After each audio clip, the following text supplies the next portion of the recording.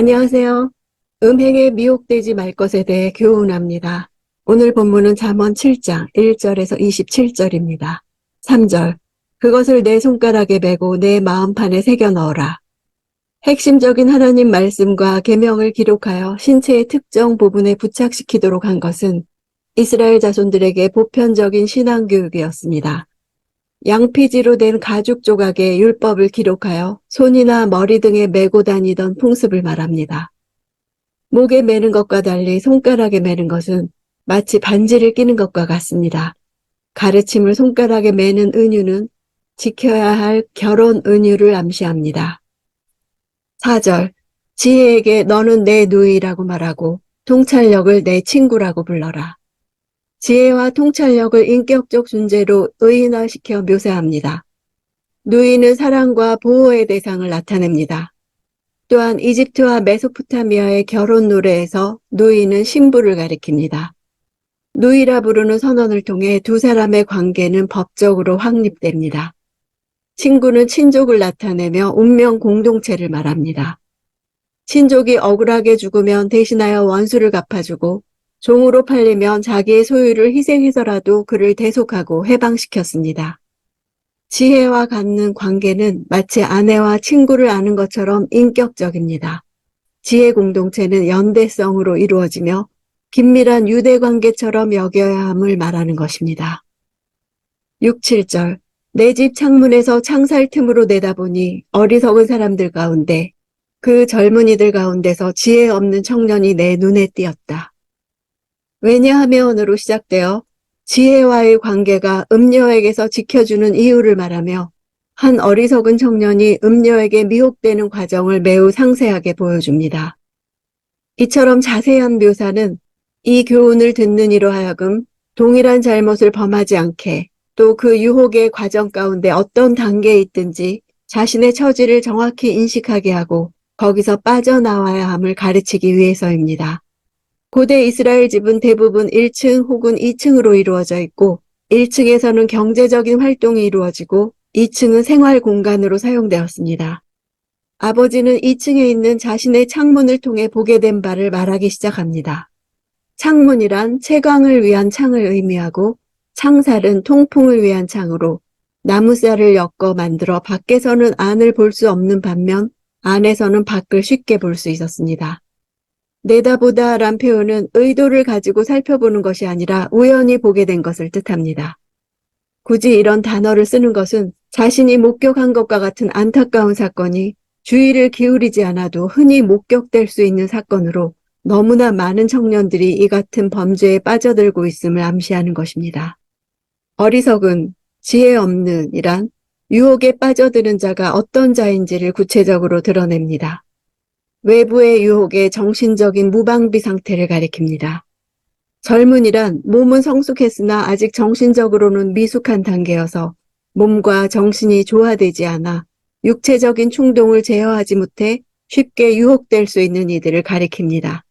이들이 지혜로 교훈받는 것이 얼마나 중요한 일인지를 암묵적으로 전달하는 것입니다. 8절. 그가 모퉁이 근처 길로 내려가 그 여자의 집 쪽으로 걸어가고 있었다. 어리석은 젊은이가 음녀에게 접근하는 과정을 묘사하되 사람들의 왕래가 빈번한 큰 길을 지나 모퉁이 근처 길로 집 쪽으로 가는 각각의 지점에 마치 조명을 비춰 나가는 것과 같은 기법을 사용해서 그의 동작과 움직임의 방향을 생생하게 묘사하고 있습니다. 점점 무대의 폭이 좁아지고 어리석은 젊은이의 움직임의 방향도 구체화되며 결국 범죄를 위해 음침한 곳을 향해 의도적으로 나아간다는 의미를 전달합니다. 이 문장에서 걸어가고 있었다가 주동사입니다. 마치 자석에 이끌려가듯 성적 욕구에 이끌려가는 청년이 드디어 음녀의 집이 있는 곳에 다다른 데 대해 안타까움을 드러내고 있습니다. 9절. 때는 어스름할 무렵, 날이 저물고 밤의 어둠이 내릴 무렵이었다. 음녀에게 접근하는 때를 삼중으로 묘사하고 있습니다. 범죄를 저지르려는 어리석은 청년의 마음 상태가 어떤 것인지를 나타내 줍니다.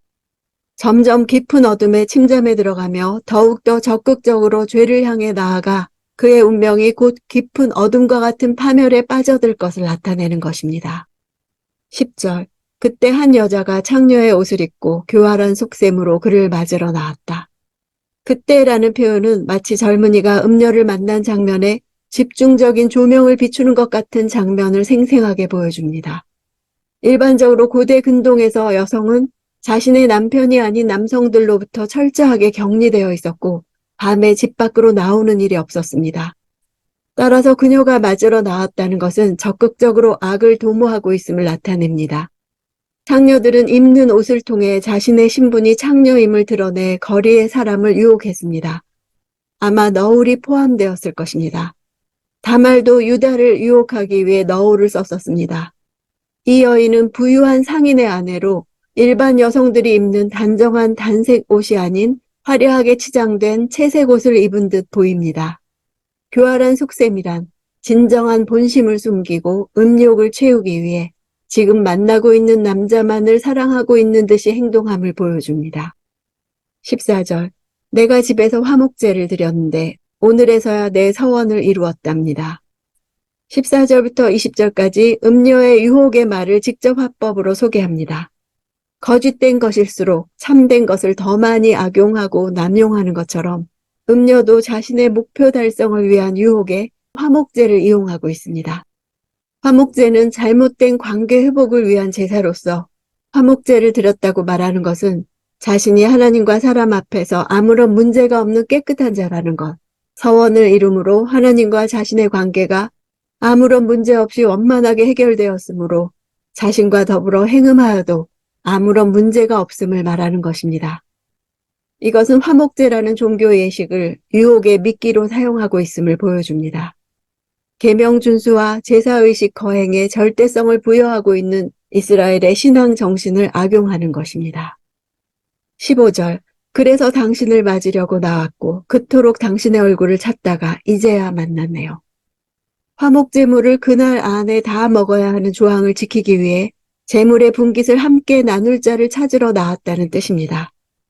자신의 진위는 숨긴 채 그와의 만남이 필연적으로 순조롭다는 뜻을 전달하며 마치 종교적 의무 이행을 위해 나온 것이냐 거짓으로 유혹하는 말을 하는 것입니다. 16, 17절. 내가 침대를 이집트의 무늬 넣은 천으로 씌워 놓았고 또 모략과 알로에와 계피향을 뿌려 놓았지요.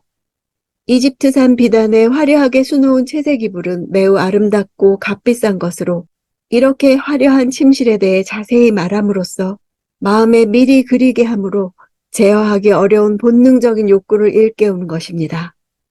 향료는 그 종류에 따라 사람의 인체에 미치는 영향이 다르게 나타납니다. 이 세 종류의 향료들은 모두 말초신경을 자극하는 값비싼 향료들로 더욱 강한 자극으로 젊은이에게 전해졌을 것입니다. 22절. 그가 단번에 그 여자를 따라갔는데 그 꼴이 소가 도살장으로 가는 것 같고 바보가 족쇄에 매이러 가는 것 같았다. 원문으로는 주어 자체가 없습니다. 죄악을 촉발시킨 그 여자는 나오는데 주어가 생략된 것은 이제 그 어리석은 젊은이는 죄에 함몰되어 스스로의 주관을 갖고 행동할 수조차도 없게 되었음을 암시합니다.